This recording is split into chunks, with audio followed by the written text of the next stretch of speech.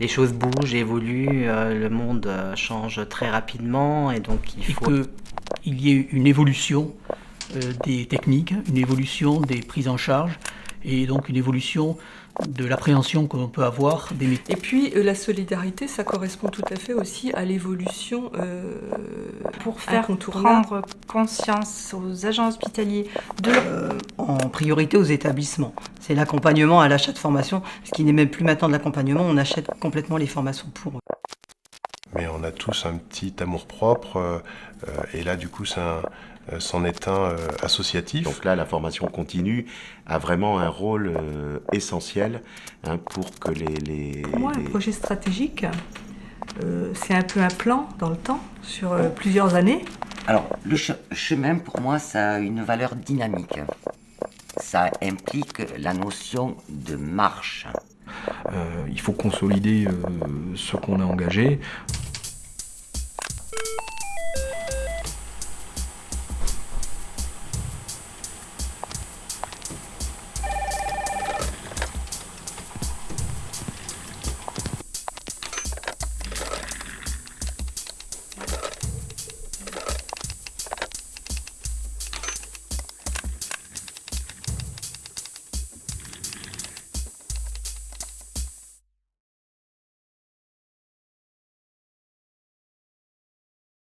L'ANFH qui a été créée en 1974, elle a été créée sur des fondamentaux qui sont le paritarisme.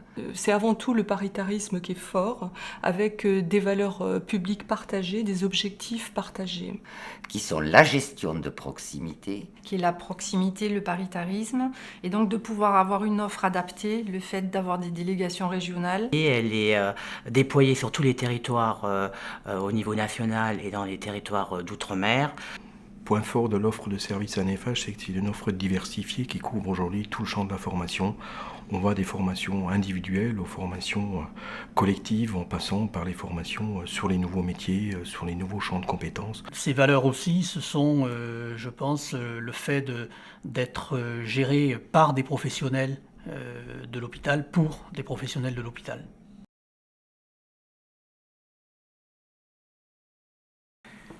Au départ, il s'agissait de permettre de mutualiser un certain nombre de fonds. Et on était sur une optique financière. Et puis petit à petit se sont développées quelques actions de formation. Ça a commencé par des actions coordonnées, régionales. On est passé à des systèmes de montage de formation, d'ingénierie de formation, de mise en cohérence de la formation, et les nouveaux textes qui sont sortis sur la formation professionnelle continue, comme par exemple les textes sur la formation tout au long de la vie, vont encore accentuer les choses dans ce domaine. Alors, il y a eu certes une grosse évolution de la formation professionnelle, parce que la formation professionnelle est devenue un enjeu stratégique dans la mesure où elle est prise en compte par les directions d'établissement dans la mise en œuvre de la GPMC.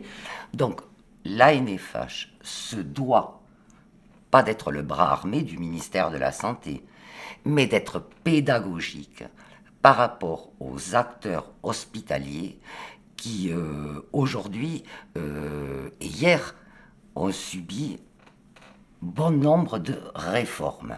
Je vois que la NFH, c'est toujours réagir et de plus en plus vite par rapport aux contrats ministériels ou aux nouvelles lois, aux nouveaux décrets qui arrivent, réagit assez vite.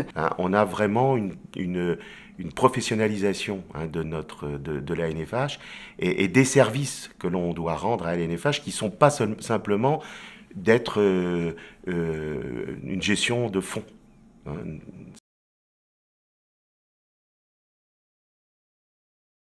Actuellement, on arrive quand même en fin de cycle pour les applications GESForm, Plan.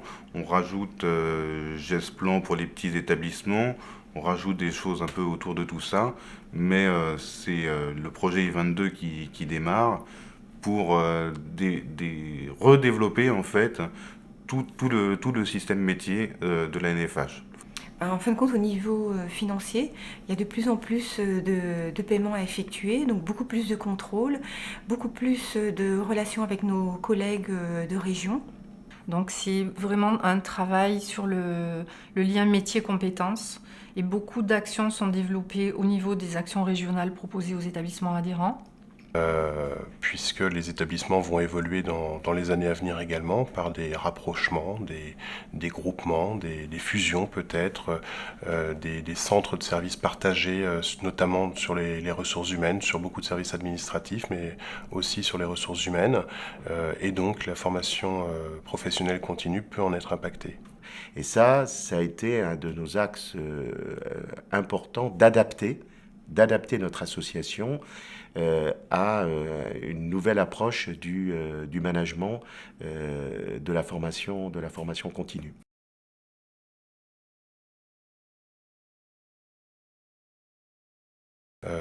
Là aussi, auprès de nos instances, on est force de conseil, de proposition. C'est relativement apprécié à partir du moment où on assure des veilles documentaires, juridiques et des veilles sur l'évolution de l'environnement hospitalier. Nous, en tant que représentants du personnel, nous avons aussi comme travail de terrain à faire, à informer les agents aussi des dispositifs existants et de toutes les prestations que la NFH offre aux salariés. Donc c'est beaucoup de travail d'information, de communication et d'interface entre l'agent hospitalier et son service formation et sa direction d'établissement. Leur faire prendre en compte qu'il y a aussi une dimension formation qui est offerte à l'établissement et que les dispositifs individuels ne sont pas complètement déconnectés de cette politique de formation.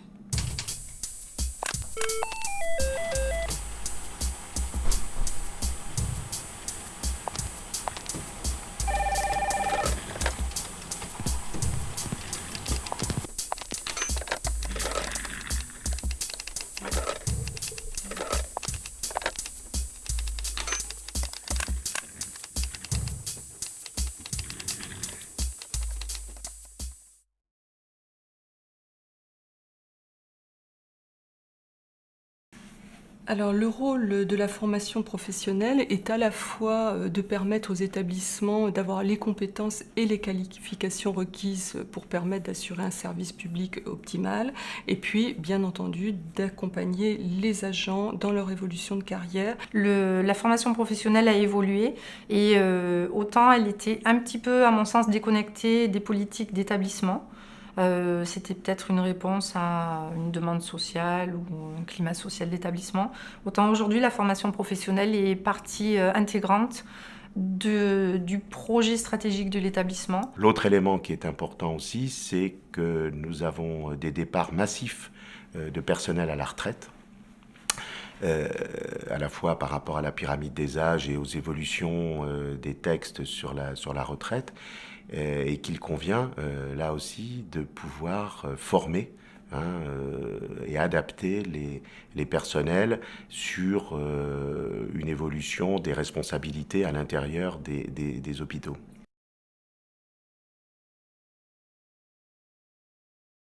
On n'est plus sur un système avec des évolutions par période, je veux dire.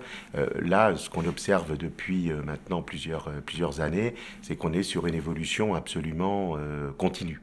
Le rôle aujourd'hui, il devient central.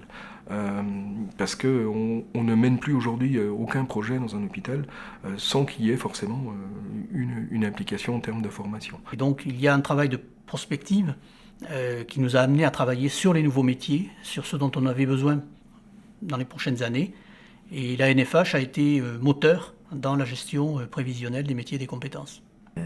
C'est sûr qu'avec la GPMC, donc maintenant il va y avoir un suivi des parcours des agents. Donc ça c'est une évolution. Si vous voulez, chaque agent aura un peu son portefeuille de formation tout au long de sa carrière. La NFH pourra venir porter main forte en termes d'offres de formation, mais après, faudra-t-il qu'à côté de ça, on puisse rendre ces métiers attractifs. Je parle des masseurs-kinésithérapeutes, je parle des manipulateurs radio, et je pense également au personnel infirmier qu'on n'arrive pas à garder dans nos établissements.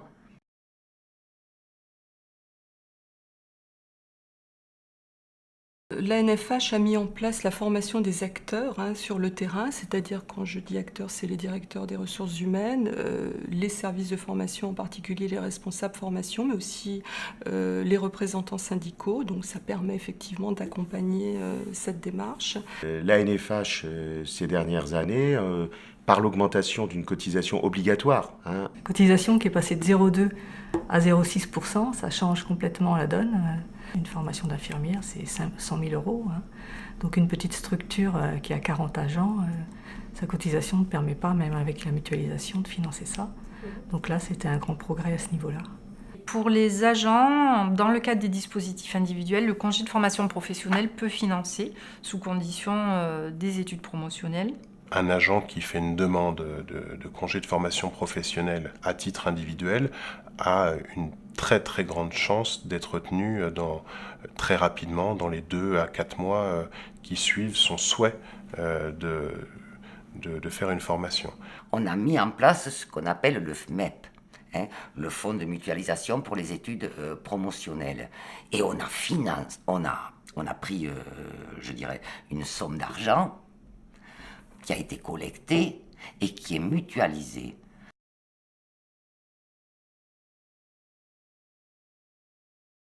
Je trouve que les personnels techniques et médico-techniques ont peu ou pas accès à la formation.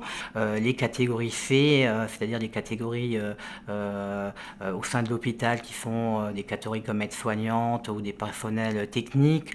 C'est vrai que concernant les catégories C, on sait qu'ils bénéficient peu de formation, d'une part parce que ils ont peut-être pas très envie de partir en formation, mais surtout parce qu'il y a peu d'offres par rapport à ça, donc il faut favoriser l'offre. Peut-être qu'il faudrait organiser des journées d'infos sur ce qui leur est possible de faire au niveau formation. Et puis les accompagner. Et ça peut être par le biais justement de formation, de mise en place de formations, de culture générale qui ne sont pas forcément au départ des formations professionnelles. En fait, c'est leur donner le goût à la formation.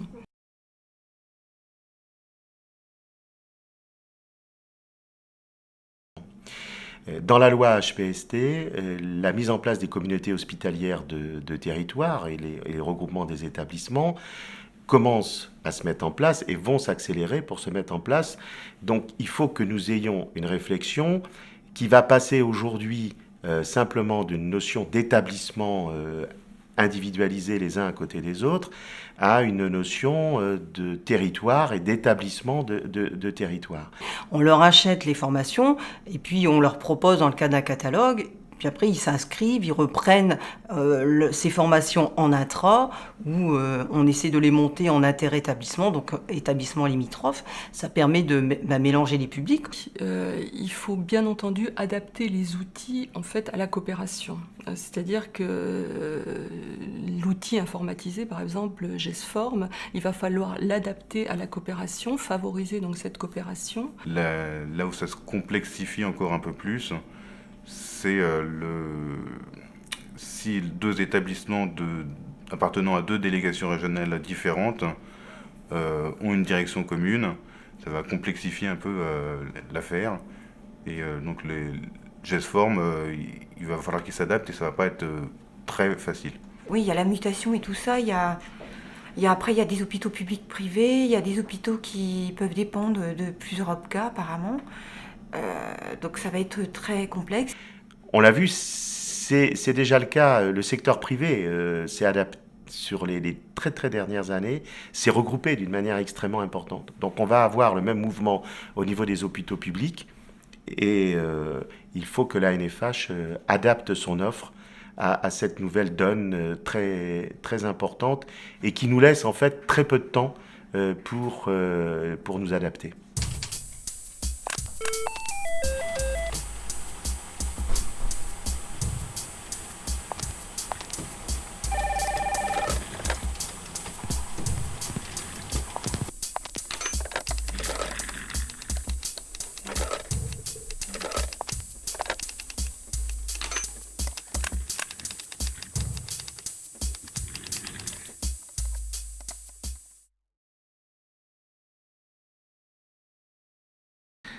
Une formation professionnelle cohérente, c'est une formation professionnelle qui baigne toutes les strates de l'établissement.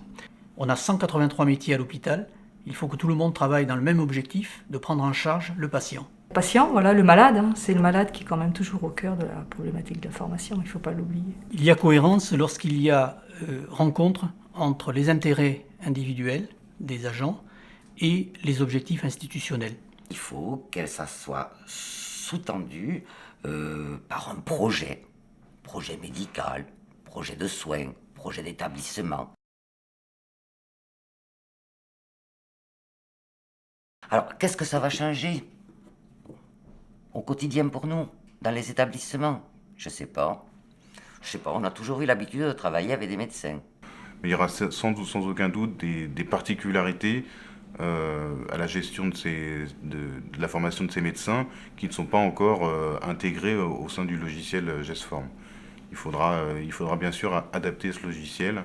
Les médecins participent déjà à des formations communes avec les paramédicaux. Réglementairement, on ne devrait pas les prendre en charge dans les groupes de formation, mais on le fait quand même par souci de cohérence. En même temps, je pense que c'est quand même un public particulier et qu'il va y avoir un gros travail, c'est une vision très personnelle de la chose, un gros travail de communication et d'information pour faire adhérer ce personnel, ce type de public assez particulier.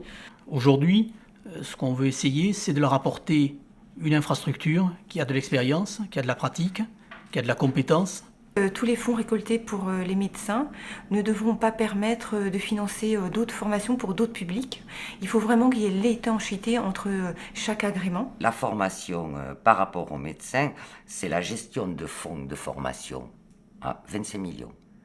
Nous gérons aujourd'hui au PCA ANFH 700 millions pour les personnels hospitaliers. Alors bon, on va relativiser un petit peu les choses. Et pour eux, ça va pas être très évident, on va dire, d'être chapeauté un petit peu au niveau financier par l'ANFH. Donc un gros travail d'information, de communication et donc un plan stratégique de communication à mettre en œuvre. C'est pas gagné. Il paraît assez logique que nous puissions faire une offre pour que les établissements aient une facilité lorsqu'ils font une formation. De pouvoir élargir l'offre de formation de façon à ce que les médecins y trouvent leur compte en termes de formation, mais aussi de mutualiser les formations de façon à ce qu'il y ait un vrai projet autour du soin et du patient dans les services.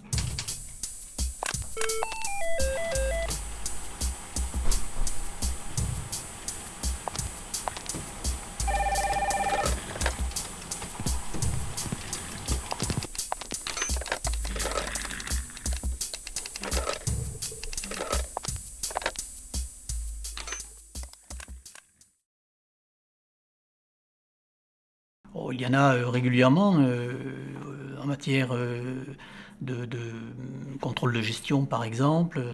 Notamment le déploiement et la généralisation de la tarification à l'activité. En fait, ce sont avant tout des compétences qui sont en lien avec les coopérations, donc les coopérations interétablissements, mais les coopérations entre professionnels. Des compétences de partenariat. Et puis les techniques médicales évoluent et on a besoin de développer, que ce soit dans le domaine de la biologie, dans le domaine de la chirurgie, des compétences nouvelles. Donc l'évolution de la formation continue à ce niveau-là, elle est fondamentale parce que la formation initiale aujourd'hui ne suffit plus. Et sur l'évolution des compétences, évidemment, ça doit être une veille extrêmement importante que la NFH doit avoir.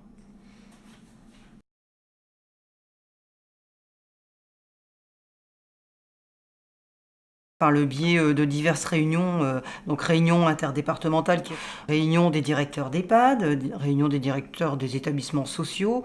Il y a un observatoire au niveau de la santé dont la NFH suit les travaux et en fait partie. Et nous, on a besoin de cet observatoire de métier également pour répondre au plus près de la demande et pour optimiser l'ensemble de nos fonds, notamment mutualisés, et sur leur utilisation. Il faut consolider ce qu'on a engagé dans le projet stratégique précédent. Par exemple, les partenariats qui aujourd'hui sont de plus en plus forts en région avec les conseils régionaux, les partenariats qui sont forts avec le ministère de la Santé et les services de la direction des hôpitaux, par exemple, la direction générale de l'offre de soins, sur l'accompagnement des réformes et ce genre de choses. Nous nous sommes aussi alliés avec un autre OPCA qui développe ces notions de suivi et d'observatoire. Je suis sûr qu'entre la DGOS, les ARS, la FHF, les conseils régionaux, tout le monde a les informations. Il faut qu'on puisse les mettre à certains moments à plat. On a des réseaux de proximité qui nous amènent les besoins du terrain. Charge à nous de développer l'offre de services. En région PACA, on a eu la chance de pouvoir bénéficier de cofinancement européen. Il y a plusieurs démarches innovantes qui ont été mises en œuvre, notamment plusieurs études, dont la première est l'établissement d'une cartographie régionale des métiers de la fonction publique hospitalière. Donc ça veut dire une meilleure connaissance de l'existant. Des besoins d'une région ou d'un territoire de santé. Pour pouvoir justement proposer une aide adaptée, identifier les besoins des établissements en matière d'accompagnement, identifier les publics qui auraient besoin peut-être plus de qualification et de professionnalisation.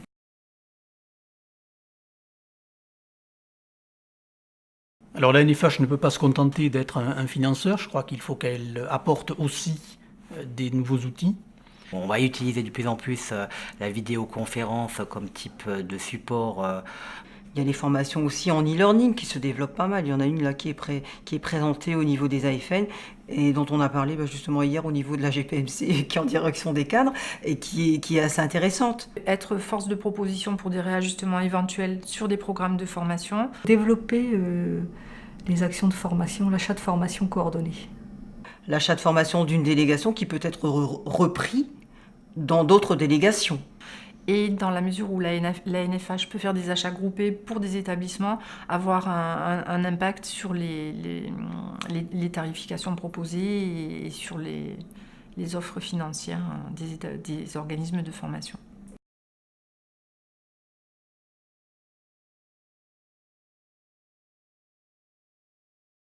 Très bien, dev comme ça, c'est le raccourci pour les développements informatiques, on dit, du dev.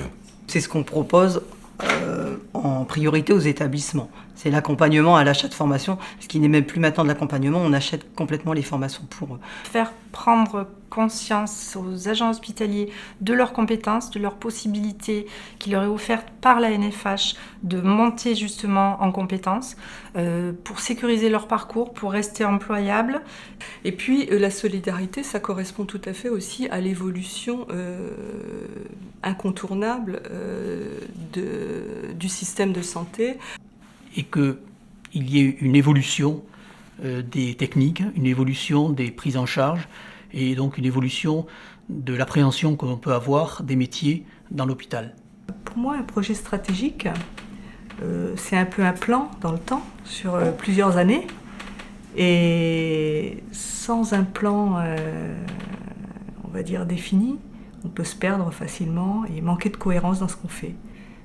Je ne sais plus trop quoi dire au final là-dessus parce que c'est pas encore clair. On n'a pas encore, c'est pas encore arrivé vraiment. Les choses bougent, évoluent, le monde change très rapidement et donc il faut être très inventif sur les choses nouvelles qu'on doit mettre en œuvre. Mais on a tous un petit amour-propre et là du coup c'en est un associatif et une fierté qui n'est pas mal placée de pouvoir être innovant, précurseur également. Donc là, la formation continue a vraiment un rôle essentiel pour que les hôpitaux sur tous les domaines puissent s'adapter. Le chemin, pour moi, ça a une valeur dynamique.